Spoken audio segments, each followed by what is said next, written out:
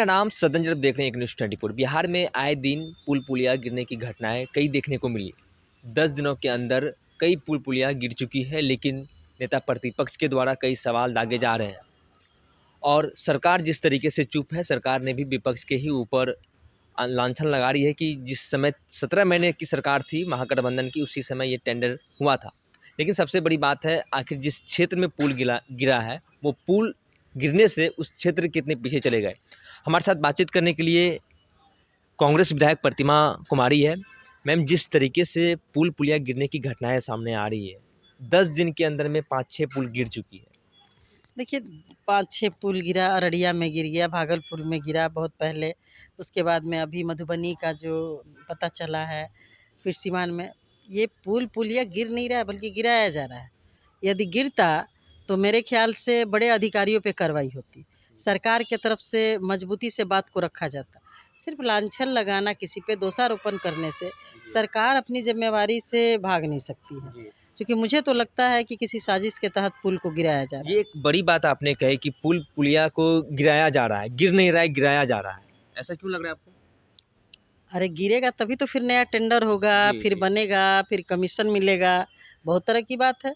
आखिर आरडब्ल्यूडी के सड़कों को चेक करा लीजिए, कितना बार उस पे कंप्लेन लोग करते हैं, जनता करती है, माननीय सदस्य करते हैं, कितने लोगों को आप ठेकेदार को डीबार करते हैं, कितने इंजीनियर को आपने सस्पेंड किया। सिर्फ ठेकेदार ही दोषी है, इंजीनियर दोषी नहीं है, जिसकी जिम्मेवारी है उसकी गुणवत्ता चेक करने की। तो ये सिर्फ और सिर्फ आईवास है, और मुझे तो लगता है कि रीटेंडर के लिए ये सब पुल गिराया जा रहा है। जी। कल राष्ट्रीय कार्यकारिणी की जदयू की बैठक हुई दिल्ली में कॉन्स्टिट्यूशनल क्लब में। उसमें सर्वसम्मति से कार्यकारी अध्यक्ष संजय झा को बनाया गया। लेकिन एक उसमें सबसे बड़ी बात ये रही कि विशेष राजकीय दर्जा और विशेष पैकेज को लेकर उन लोगों ने फिर से मांग की। क्या लगता है कि केंद्र सरकार विशेष पैकेज या विशेष दर्जा देगी बिहार को? पहले तो आदरणीय संजय झा जी को शुभकामना देते हैं, जदयू के कार्यकारी अध्यक्ष बनाए गए हैं। लेकिन विशेष राज्य का दर्जा ये एक जुमला और एक ये शगुफा बन के रह गया है। क्योंकि जब हम लोग सुनते हैं कि विशेष राज्य का दर्जा, जब हम लोग गठबंधन में थे, महागठबंधन में, तो उस समय डीएनए टेस्ट की बात हुई। सब जी, लोग, जी। बिहार के लोगों ने नाखून बाल अपना भेजा कि भाई हमारा डीएनए सही है, अब तो दे दो विशेष राज्य का दर्जा। तब तो केंद्र की डबल इंजन की सरकार ने विशेष राज्य का दर्जा दिया नहीं।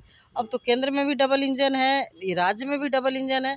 और सबसे बड़ी बात है कि केंद्र की जो इंजन चल रही है, उसका चक्का बिहार का ही लगा हुआ है।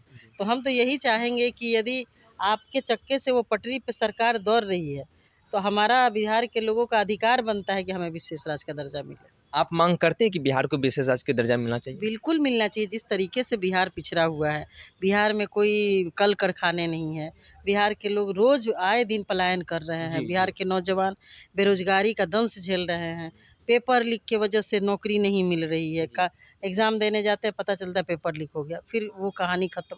तो वैसी परिस्थिति में स्पेशल राज्य का दर्जा मिलना चाहिए, ताकि कि यहाँ के लोगों का विकास हो सके। ये पेपर लीक का मामला आपने कहा, ये आखिर पेपर लीक कब तक होगा? शुरू से ही, स्टार्टिंग से ही सुनते आ रहे हैं पेपर लीक हो गया, जो भी एग्जाम होती है 5 दिन के बाद कैंसिल हो जाती है। देखिए, सबसे बड़ी बात है कि सरकार की मंशा ही नहीं है कि देश के नौजवानों को नौकरी दिया जाए। जी। सारे सेक्टरों को प्राइवेटाइजेशन करके वहाँ पर मनमाने तरीके से मैन पावर को भरा जा रहा है। औने-पौने लोगों को पैसा लेकर के, पैसा दे करके लोग नौकरी खरीद रहा है। तो ऐसी परिस्थिति में ये कहना कि पेपर लीक को बंद ये लोग करेंगे और फिर लोगों को स्वच्छ परीक्षा करवा करके लोगों को नौकरी देंगे, ऐसा नहीं लगता कि सरकार की मंशा है। लेकिन कहा तो ये भी जा रहा है कि विपक्ष के भी हाथ है नीट पेपर मामले में। बिल्कुल नहीं, विपक्ष, हमारे पार्टी के नेता आदरणीय राहुल जी ने जिस तरीके से दिल्ली में 20 तारीख को पीसी किया जी, जी। और ये सरकार को चेताया कि आप इसके ऊपर ठोस कानून नहीं बनाते हैं, तो हम उन बच्चों के, उन छात्रों के भविष्य को अंधकार में डूबने नहीं देंगे। उनके लिए हमारी लड़ाई जारी रहेगी। ठीक। आप सुन रहे थे प्रतिमा कुमारी को, जो कि कांग्रेस पार्टी के विधायक हैं। इन्होंने साफ तौर पर कहा कि पुल पुलिया यहाँ पे गिर नहीं रहा है, गिराया जा रहा है। इसलिए क्योंकि फिर से रीटेंडर होगा, फिर से गाढ़ी कमाई होगी। और नीट मामले को लेकर इन्होंने स्पष्ट किया कि विपक्ष की कोई रोल नहीं है। राहुल गांधी ने जिस तरीके से छात्र को लेकर मीटिंग किया और हम लोगों ने भी प्रदर्शन किया था पटना में, और राहुल गांधी ने बड़े पैमाने पर इसकी पहल भी की है। आखिर कब तक छात्र की जीवन जो है अंधकार में सरकार रखेगी। बहरहाल इस खबर में इतना ही। आगे की अपडेट के लिए बने रहिए न्यूज़ 24 पर। मेरे सहयोगी मदन के साथ मैं संजीव पटना।